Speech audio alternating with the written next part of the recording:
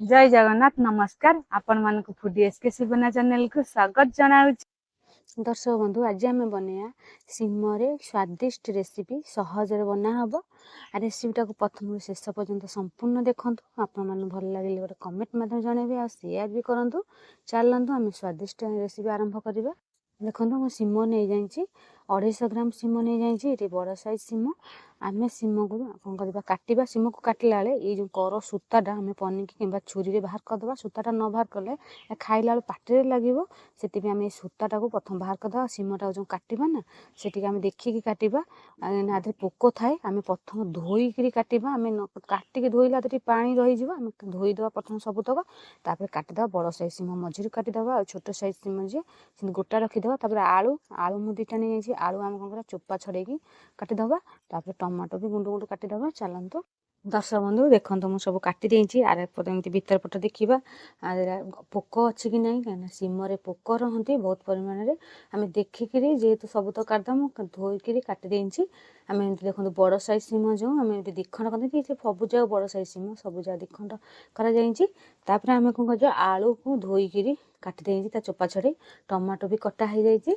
तापर आम grinder jar गोटे नहीं जावा आ अदा छोट खंड नहीं जावा ग्राइंडर चिकन के बाटी बने बोली मुझे अदाटा एमती छोट छोट कर देइछि। तापर आम नहीं जावा रसुण नहीं जावा 8-10 फुट रसुण। तापर पियाज कटा गोटे नहीं जावा खंड खंड कटा हो जाइए। कंचा लंका 2टा नहीं जावा। तापर आम स्वाद आने आम नहीं जावा धनिया आपण मैंने पाखे गोटा धनिया थव आपण मैंने नहीं पारती। आज जेहेतु मोर गोटा धनिया नहीं मुझे फाड़ धनिया नहीं जाऊँगी फाड़ धनिया नेले भी चलो। आम गोटे चामच नहीं जावा धनिया कौन कर जीरा नहीं जावा 1/2 चामच गोटा जीरा। तापर आम कौन करवा धनिया पत्र आपण मन पाखे धनिया पत्र थी आपण मैंने नहीं पारती ना स्किप भी करपारती। धनिया पत्र एमती नहीं जावा आपको सबू जगह आम चलतु अल्प टिके पानी देकी चिकन गिरी बाटी आनिबा। दर्शक बंधु चुली लगे कड़े बसई देची आम से कौन करवा रिफाइन तेल पकईदबा। रिफाइन तेल को आम गरम हवा दबा। देखो तेल गरम हो गलानी आम कटा होता आलू को पकईबा। आलू को आम पोटपोट टे भाजवा जाल टे कम दबा आलूटा जमी से सीझीज आलू कितु जाल अधिका जल्ले पोड़ीज कि सीझीबनी आलूटा आप नुआ आलू नेले जल्दी टे सीझीज। देखो आलू भाजी हो गलानी आम आलू को कौन कर गोटे पात्र को बाहर करदबा। देखो आलू तक मुझे बाहर कर देची तापर आम सिम तक पकईबा आ तेल भी किसी पकई आवश्यक नहीं आम से तेल में सिम को पकईबा। सिम को पकईबी आम भाजवा आदि लुण हल्दी किसी पकई आवश्यक नहीं लुण पकड़े आदि पानी बाहर आरंभ हो पानीटा भी जल्दी शुखिबनी आम तेल में सिम को भाजीदबा। ये कंचा गैस जीवा पर्यंत आपण मैंने कषि सिम ने आ पाकल सिम ने नहीं। प्राय लोक सिमर मंजी खाइबा पसंद करती आ प्राय सिम खाइबा भल पाती किंतु कषि सिम ने समस्ते खाइबा पसंद करेंगे आसिक जल्दी भी सीझीज आ खाइबा भी भल स्वादिया लगे आम एमती भाजवा। देखो सिम भजा हो गलानी आम सिम को बाहर करदा सिमर भी कंचा गैसटा भी चलीगलानी आम एमती कर भाजवा पोट भाजबानी आम बाहर करदा गोटे पात्र को। देखो सिम तक बाहर करदेला आ जो तेल अच्छे आउ तेल किसी पकई आवश्यक नहीं आम एकाथर के तेल पकई देते आ जो तेल अच्छे आम से 1/2 चामच टे कम गोटा जीरा पकईदबा आ जीरा टे फुटवा दबा। आ जीरा जेहेतु फुटी गलानी आम से गोटे कटा पियाज एमती पकईदबा। देखो पियाज को आम पोट कर भाजवा।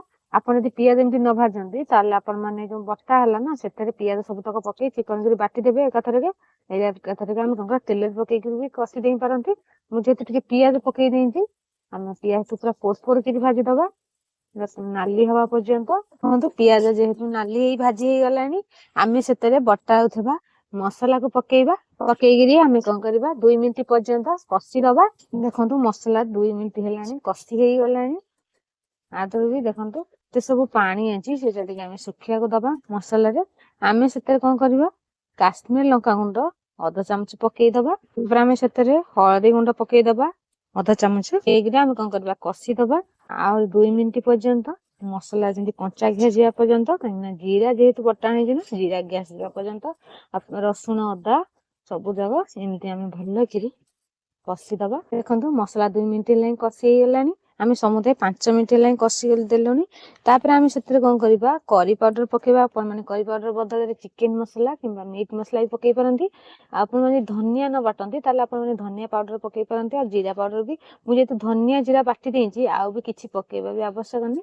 ଆମେ ଆଉ 2 ମିନିଟ୍ ପର୍ଯ୍ୟନ୍ତ ଭଲ କି ମସଲା କଷିଦବା, ଯେମିତି ମସଲାର ତେଲ ଉପରକୁ ଉଠିବା ଆରମ୍ଭ କରିଦବ। ସେ ପର୍ଯ୍ୟନ୍ତ ଆମେ ଏମିତି କଷିବା। ଟିକେ ଜାଳ କମ ଦବା, ଜାଳ ଟିକେ ଅଧିକା ପରିମାଣରେ ଦବାନି। ଆଉ ଯଦି ମସଲା କରେଇରେ ଲାଗି ଯାଉଛି ତାହେଲେ ଆପଣ ମାନେ ଅଳ୍ପ ଅଳ୍ପ ପାଣି ଦେଇକିରି କଷିଦେବେ।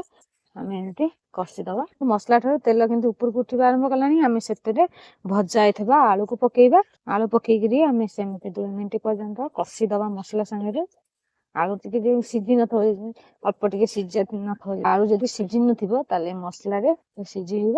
ଆମେ ଏମିତି କଷିବା। ଦେଖନ୍ତୁ ଆଳୁ କଷିବା 2 ମିନିଟ୍ ହେଇଗଲାଣି। ଆମେ ଟମାଟୋ କଟା ପକେଇଦବା। ଟମାଟୋ କଟା ପକେଇକିରି ଆମେ ସେମିତି 2 ମିନିଟ୍ ପର୍ଯ୍ୟନ୍ତ କଷିଦବା। ଦେଖନ୍ତୁ ଆଳୁ ଟମାଟୋ ଯେହେତୁ କଷି ହେଇଗଲାଣି, ଆମେ ସେଥିରେ ଶିମକୁ ପକେଇବା। ପକେଇକି ଶିମ୍ବକୁ ସେମିତି 2 ମିନିଟ୍ ପର୍ଯ୍ୟନ୍ତ କଷିଦବା। ଦେଖନ୍ତୁ ଶିମ ଆଳୁ ଯେହେତୁ କଷି ହେଇଗଲାଣି, ଆମେ ସେଥିରେ ସ୍ୱାଦ ନେଇ ଲୁଣ ପକେଇବା। ଆମେ କୋଉଥିରେ ଲୁଣ ପକେଇନୁ, ଆମେ 1 ଚାମଚ ଲୁଣ ପକେଇଦବା। ମାନେ ଦେଖିକି ପକେଇବା, ଲୁଣିଆ ହେଇପାରେ। ଆମେ ଏମିତି କଣ କରିବା, କଷିଦବା। ଲୁଣକୁ କିନ୍ତୁ ସବୁଆଡେ ମିଶିବାକୁ ଦବା। ଆମେ ବାରମ୍ବାର କଷିବା ମସଲା ସହିତ। ଆଉ ମସଲା ବି କଷି ହେଇଗଲାଣି। ମସଲା ଯେତେ ସବୁ କଞ୍ଚା ଗ୍ୟାସ ଆଉ ବି ନାହିଁ, ଭଲ କି ଯେହେତୁ କଷା ହେଇଗଲାଣି, ସେମିତି ଆଉ 2 ମିନିଟ୍ ପର୍ଯ୍ୟନ୍ତ ଶିମ ଆଳୁକୁ ଏମିତି କଷିଦବା। ଦର୍ଶକ ବନ୍ଧୁ, ଆପଣ ମାନେ ଏମିତି ବି ଖାଇପାରିବେ ଭାତ ରୁଟିରେ, ବହୁତ ସ୍ଵାଦିଷ୍ଟ ଲାଗିବ। ଆମେ କଣ କରିବା, ଯେତେବେଳେ ସବୁ ବି ସିଝି ଯାଇଛି, ଆପଣ ମାନେ ଏମିତି ଗରମ ମସଲା ପକେଇକି ତାକୁ ଏମିତି ବି କଷା ବି କରିକି ଖାଇପାରନ୍ତି। ତାପରେ ଆମେ ଅଳ୍ପ ଟିକେ ପାଣି ଦେଇଦବା। ଦେଖନ୍ତୁ ଗ୍ରାଇଣ୍ଡର ଜାର ଧୋଇକି ଯୋଉ ମସଲା ପାଣି ନା, ଏମିତି ଅଳ୍ପ ଟିକେ ଦେଇଦବା। ଯେହେତୁ ସବୁ ସିଝି ଗଲାଣି, ଆମେ ଏତେ ପାଣି ଦବାନି, ଅଳ୍ପ ପାଣି ଦବା। ଦେଇକିରି ସେମିତି 2-3 ମିନିଟ୍ ପର୍ଯ୍ୟନ୍ତ ଏମିତି ଛାଡିଦବା। ହେଇ ସାରିଲା ପରେ ଆମେ ଦେଖିବା। ଆପଣ ମାନେ ଗୋଟେ କଭର ବି ଘୋରେଇ ପାରନ୍ତି, ଆଉ କିନ୍ତୁ ଘୋରେଇବା କିଛି ଆବଶ୍ୟକ ନାହିଁ, ସବୁ ବି ସିଝି ଯାଇଛି। ଆମେ ଏମିତି ଛାଡିଦବା। ଜାଳ ଟିକେ କମ ଦବା। ଆଉ ଯାହା ସିଝି ନଥିବ ଭଲ ଟିକେ ସିଝିଯିବ। ଆଉ ମସଲା ବି ଶିମ ଆଳୁ ସବୁଥିରେ ବି ପଶିଯିବ। ଦେଖନ୍ତୁ ଯେହେତୁ ହେଇଗଲା, 10 ମିନିଟ୍ ଦେଖନ୍ତୁ 2-3 ମିନିଟ୍ ହେଇଗଲାଣି। ଆଉ ଜୋର ଦେଖନ୍ତୁ ଫୁଟିବା ଯେହେତୁ ଆରମ୍ଭ କଲାଣି, ଆଉ ଯେତେ ସବୁ ପାଣି ଦିଆଯାଇଥିଲା ସବୁ ବି ଶୁଖିଗଲାଣି। ଆମେ ଏଥିରେ କଣ କରିବା, ଗରମ ମସଲା ପକେଇଦବା। ଗରମ ମସଲା ଅଧା ଚାମଚ ଟିକେ କମ ପକେଇବା। ପକେଇକିରି ସେମିତି 1 ମିନିଟ୍ ପର୍ଯ୍ୟନ୍ତ ଏମିତି ଆମେ ଚଲେଇଦବା। ଏମିତି ବହଳା ବହଳା କରିବା। ଆପଣ ମାନେ ଯଦି କଷା ଖାଇବାକୁ ଚାହୁଁନାହାନ୍ତି ତାହେଲେ ଆପଣ ମାନେ କଷିଲା ବେଳେ ସେଇଟା ବାହାର କରିଦିଅନ୍ତି। ମୁଁ ଯେହେତୁ ଶିମ ଆଳୁ ତରକାରୀ କରୁଛି, ଏମିତି ଆମେ ବହଳା ବହଳା ଟିକେ କରିବା। ଅଧିକା ପାଣି ରଖିବା ନାହିଁ, ପାଣି ଚା ଲାଗିପାରେ। ଆମେ କଣ କରିବା, ତଳକୁ ଓହ୍ଲେଇ ଦବା। ଆଉ ଯୋଉମାନେ ନୂଆ ଦେଖୁଛନ୍ତି, ଏପର୍ଯ୍ୟନ୍ତ ସବସ୍କ୍ରାଇବ କରିନାହାନ୍ତି, ଯେତେ ଜଲ୍ଦି ଗୋଟେ ସବସ୍କ୍ରାଇବ କରିଦିଅନ୍ତୁ। ଆପଣ ମାନଙ୍କ ସାଙ୍ଗ ମାନଙ୍କୁ ବହୁତ ସେୟାର ବି କରନ୍ତୁ। ତଳକୁ ବାହାର କରିଦବା। ଦେଖନ୍ତୁ ଚୁଲିରେ ବସିଲା ଟିକେ ଧୂଆଁ ହଉଥିଲା, ମାନେ ଯେହେତୁ ତାର ବାମ୍ଫଟା ଯେହେତୁ ବାହାରିଥିଲା ଦେଖା ଯାଉନଥିଲା। ଦେଖନ୍ତୁ ତରକାରୀ ଟା କେତେ ସୁନ୍ଦର ବି ଦେଖା ହଉଛି। ଆପଣ ମାନେ ଭାତ ରୁଟି ସବୁଥିରେ ଖାଇଦେବେ, କେତେ ସ୍ୱାଦ ଲାଗେ। ଯୋଉମାନେ ଶିମ ଖାଇବା ଭଲ ପାଆନ୍ତି ନାହିଁ, ସେମାନେ ବି ମାଗି ମାଗି ଏମିତି ଶିମ ତରକାରୀ କରିକି ବି ଖାଇପାରିବେ। ଆଉ ବି ରାଇ ବି କରିକି ଖାଇପାରିବେ, କଷା ବି। ଶିମ ସବୁ ସୁଆଦିଆ ଲାଗିବ। ଆପଣ ଯେମିତି ବନେଇଲେ ସେମିତି ସୁଆଦିଆ ଲାଗିବ। କିନ୍ତୁ ଆମିଷ ନୁହଁ, କିନ୍ତୁ ଆମିଷ ଭଳି ସ୍ୱାଦ ପାଇବେ। ଚାଲନ୍ତୁ ଆମେ ଗୋଟେ ପ୍ଲେଟ କୁ ବାହାର କରିଦବା। ଦର୍ଶକ ବନ୍ଧୁ, ଆପଣ ମାନଙ୍କ ପାଇଁ ରେଡି ହେଇଗଲା ଶିମ ଆଳୁ ତରକାରୀ। ସହଜରେ ବନା ହେଇଛି, କିଛି କଷ୍ଟ ନୁହଁ। ଆପଣ ମାନେ ସମସ୍ତେ ବନେଇ ପାରିବେ। ରେସିପିଟାକୁ ପ୍ରଥମରୁ ଶେଷ ପର୍ଯ୍ୟନ୍ତ ଦେଖନ୍ତୁ, ଘରେ ବନାନ୍ତୁ। କେମିତି ଲାଗିଲା ଗୋଟେ କମେଣ୍ଟ ମାଧ୍ୟମରେ ଜଣେଇବେ। ଆଉ ମୁଁ ଆଶା କରୁଛି ଆପଣ ମାନଙ୍କୁ ଭଲ ଲାଗିଥିବ। ରେସିପିଟାକୁ ପ୍ରଥମ ଶେଷ ପର୍ଯ୍ୟନ୍ତ ଦେଖିଥିବାରୁ ଆପଣ ମାନଙ୍କୁ ବହୁତ ସାରା ଧନ୍ୟବାଦ ଜଣାଉଛି।